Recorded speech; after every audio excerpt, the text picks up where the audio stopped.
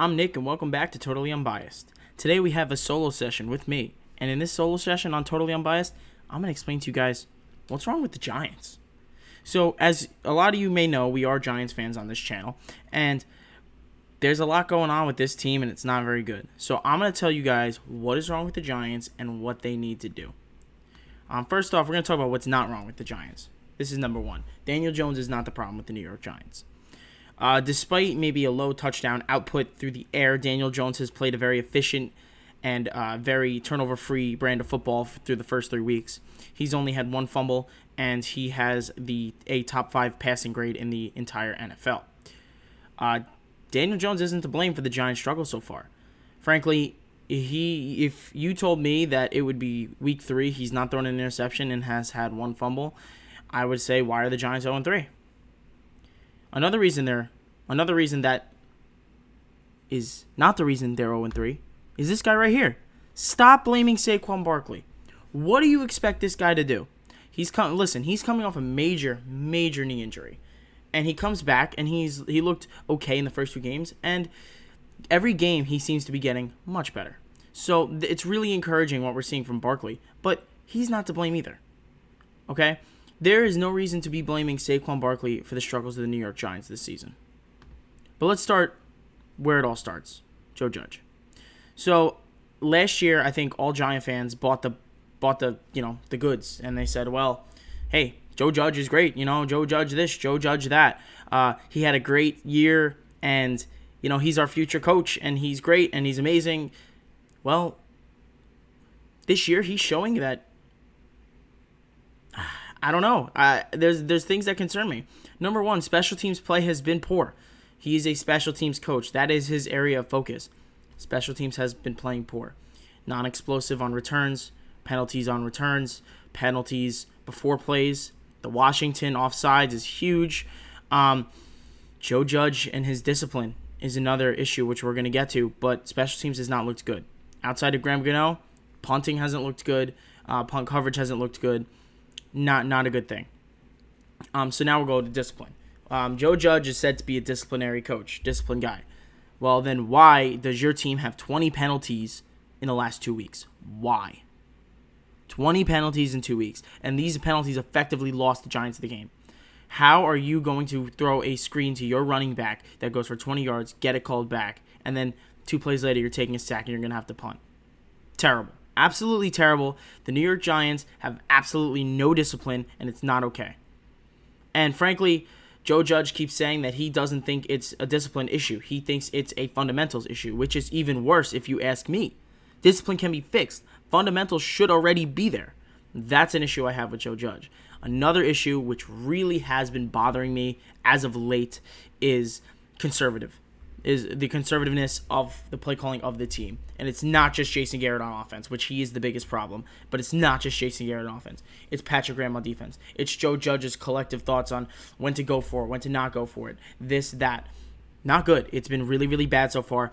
I recall I was at the game with all the members of our channel, and Joe Judge decided he wanted to punt the ball on the opponent's 39-yard line. You're telling me Graham Gano can't make that field goal? And hold on, it's a 4th and 4. You don't want to go for it? You don't want to take a chance? Get the crowd into the game? Get your team excited? Why? I don't understand it. His clock management has been horrendous the last 2 weeks, and it effectively has lost him 2 games. Let's break it down a little bit. So against Washington, he entered that final drive that Washington had with 1 timeout. 1 timeout. That is inexcusable to have 1 timeout with 3 minutes left in the 4th quarter. Absolutely not. That is not okay. And you know what's even worse? The Giants used 2 timeouts the next game in the beginning of the 4th quarter. So they had 13 minutes left in the game because it was the 4th quarter and only 1 timeout remaining. That is embarrassing. It's embarrassing play clock and game clock management. Absolutely cannot happen. And if you want to be a winning team and a winning franchise, you have to learn not to lose before you can learn to win. And the Giants are showing every week they have 10,000 new ways to lose. And it's not okay. It's not okay. Next, we talk about Kadarius Toney. And I have them kind of a split screen because this goes for both of them. Why is Kadarius Toney not playing football? Why? Does he not know the playbook? Because if so, that's a problem. Is it that he was sick and you don't feel comfortable yet? Well, sorry, you're running out of time. Put the kid on the field. I mean, genuinely, we've seen the ball in this kid's hand, 4 times? And 2 of the 4 times, he's broken multiple tackles. And he's looked electric. And, in a game against the Atlanta Falcons last week, and I gotta say, this just bothered me. It bothered me immensely. You lost Darius Slayton. You lost Sterling Shepard, and Shepard was the biggest loss of the day besides Blake Martinez, who unfortunately missed the entire season with a torn ACL now. How do you not try to get this kid the ball? I mean, you are out of wide receivers. You're playing Johnson, Colin Johnson, who you picked up off waivers, and an injured Kenny Golladay, who was on a snap count because of a hip. Yet you continue to throw the ball to C.J. Board and Colin Johnson, and you don't give your rookie first-round pick a chance. Absolutely not. That is not okay with me. I do not like that whatsoever. Very frustrating. I don't know how this kid is not getting any touches or any chance to even touch the ball, run with the ball. Nothing. Next, and this is an important one, the schedule. Well, you know what? We're gonna take a second before we go to the schedule, and we're gonna go to Darius Slayton. And this is an important thing to remember, okay? This is the issue with the Giants. You can't cash in on big plays. Now, look, I'm going to move my head right now, okay? I'm going to move me. See, I'm over here now. That is unexcusable for multiple reasons. One, if you're blaming the quarterback for this throw, because it wasn't a great throw, but there was nobody within 20 yards. He should have just thrown it up, underthrown it, whatever he had to do. I understand the quarterback has some blame here. But Darius Slayton's got to catch that football. This is another way to lose games. You're losing games here, okay? That is not winning football. You need to catch the ball. The ball hits your hand, you catch the ball. You are an NFL wide receiver. And once again, Darius Slayton and his hands are an issue. They are an issue, and they continue to be an issue. Every single time this guy gets breathed on, he doesn't catch the football. His footwork is poor, and this is just another example of he cannot make the play when you need it. He can't do it. Darius Slayton has repeatedly shown you that he cannot make the big play. The play you need, the play you want, he can't do it. And he hasn't been doing it. So that's another thing. When you need to get this kid, see, it all goes back to the same thing. Get Kadarius Toney on the field. Get him on the field. Because not for nothing, this is not even an issue. It's not an issue. If Darius Slayton is, not playing the game, it's not an issue at all. It's not. But he is. He's playing the game. And he's playing meaningful snaps that your first-round pick should be playing. And it's not a knock on Darius. It's a knock on Darius Slayton, sure. It is, 100%. But you got to understand is he shouldn't be playing these snaps. Kadarius Toney should be playing these snaps. These snaps should be for him. This should be his snaps. Right there. Wait, the other side. This guy, right there. He should be making those plays, getting those snaps, but he's not. Now, is it a Jason Garrett issue, which we're about to get into? Jason Garrett is a huge problem, and the Giants continue not to see that he is the issue with the offense. He doesn't allow, if you look deeper into film, you see Jason Garrett having very annoyed, angry reactions when his quarterback changes the play at the line. You know what? If you want to find out if Daniel Jones is the answer, let the kid play. Let the kid play. I don't know how you don't let this kid just go every Sunday and ball out, because not for nothing, you're already 0-3. Your season is effectively over. And we're going to get to the scheduling, but your season's over. So now it's time to see what you have in Daniel Jones. You let the kid loose. Let him loose, because not for nothing, when they played Washington week 2, I know everyone's going to say, well, Daniel Jones needs to win you some football games. You also need to win some football games for Daniel Jones. How is this guy throwing 66, 70% completion percentage, no turnovers? He's got 100 rushing yards, 300 passing yards, and what? What does he have? A loss? Come on. The defense is another issue, but let the kid play. You got to let the kid play. I mean, week 1 and week 3, they designed zero read option runs, RPO style runs for Daniel Jones. Zero. That is a huge problem. I don't know how you take away this kid's biggest strength. His strength is his ability to be able to move, throw on the run the football, make those quick reads, because he can do it. And they continuously hold him back from making those plays. And that is not okay. It's not. And if you want to be a winning franchise again, those are things you can't do. And the Giants continue to do that week in and week out. Jason Garrett and Patrick Graham, the conservative play calling, has been unbelievable. I'm not going to get too in-depth in Patrick Graham because the defense has been probably one of the bigger problems than the offense. And I know the offense hasn't shown up in multiple weeks, but the defense has collapsed on final drives 2 weeks in a row. And not for nothing, the New York, I'm not even calling them the New York Football Giants. They're just the Giants, okay? They're the New York Giants because they don't play football anymore. They play scared. Scared is what they are. The Giants are absolutely terrified of letting up a big play or turning the ball over. Every play on defense is soft coverage. Every play on offense, there's 4 7 yards or less routes every offensive play. The Giants have one of the highest graded quarterbacks throwing the football down the field. The highest. Next to Aaron Rodgers, Daniel Jones is the highest graded passer on downfield throws of 20 yards or more. So, I said it twice, and now you know that he is. And the fact of the matter is, they take the least amount of deep shots in the NFL.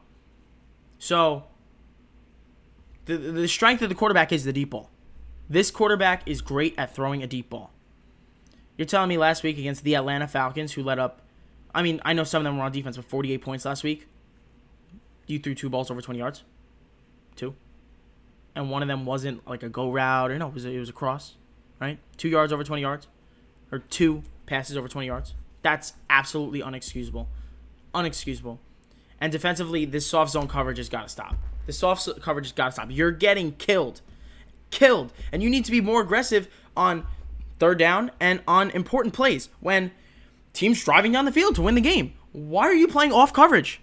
I know you don't want to get burned over top, but this is what you signed Logan Ryan for. This is what you have Jabril Peppers for. This is what you drafted Xavier McKinney for. Why do you have James Bradbury? Why do you have Adoree Jackson? These guys with blazing speed and good coverage skills, why do you have them when you continuously do not want to get beat deep? These aren't guys who get beat deep. They're not. These are guys that are good in close coverage. And what do? You take the football and you take the game out of their hands. You give them no chance to make a play. That is my beef on Patrick Graham. And now the biggest issue left with the Giants easily is this. This is the schedule. So, if you guys aren't familiar, they already lost a couple of these games. They lost to Atlanta. They lost to Denver. And this is not showing their Miami Dolphins Week 17 game. This picture was posted before the Week 17 thing was announced. But, look, they're 0-3 right now. They're 0-3. They've lost in Washington. They've lost at home twice. So where do you see this schedule getting better? Because I genuinely would like to know. Now, as their schedule is going now, they have the Saints this week in New Orleans. I don't remember the last time they won in New Orleans. That could be 0-4. 0-4. And then they go to Dallas. Dallas is red hot. That could be 0-5. 0-5. And by the time you're 0-5, the season's over. Man, the season's over now. But you can't lose it. The only way the Giants get back in this thing, they have to win the next 2 weeks. They have to win the next 2 weeks in convincing fashion. It's the only way they get back into it. Because right now, I don't like what I see. The team looks bad. Really bad. And it's not even close to nothing looks good. And then, then you have the Rams at home. You're not winning that. You're gonna have the Raiders at home. You're probably not winning that either. The Panthers you have a slight shot at. But come on. These are all your home games already. You might, besides divisional opponents, you might be 0-5 at home. That is unexcusable. Unexcusable. And there's no chance, there's no way of saying they will win these divisional opponents. And frankly, if I had to predict the Giants the rest of the way, if I'm going to give them wins, and I'm going to be generous a little bit here, I will give them, listen, I thought they had a chance this week in New Orleans, even though I don't win there. No Slayton, no Shepard, no chance. They're losing. The only teams I give them a chance against, I give them a chance against Philly both times, Washington again, Dallas the time at home, and the Panthers. I'll give them a win, I will hand them. I'm handing them a win right now. Chicago in Chicago, because Chicago is that bad, unless the Giants are worse, which is an even bigger problem. Realistically, they're not a 1-16 team. They need to find a way to steal a win. And the only way to get back into this, they have to beat the Saints and the Cowboys right now. You cannot lose a divisional game, because if you don't lose a divisional game for the rest of the year, right? And let's just say it is what it is right now, you'd be 5-3 if you don't lose another divisional game. You have Miami. You can beat Miami, I think. I think they can beat Miami. That's 6 wins. So there's 6 wins, and the Bears 7 wins. So the maximum amount of wins the Giants, I think, can get this season is around 6 or 7 now.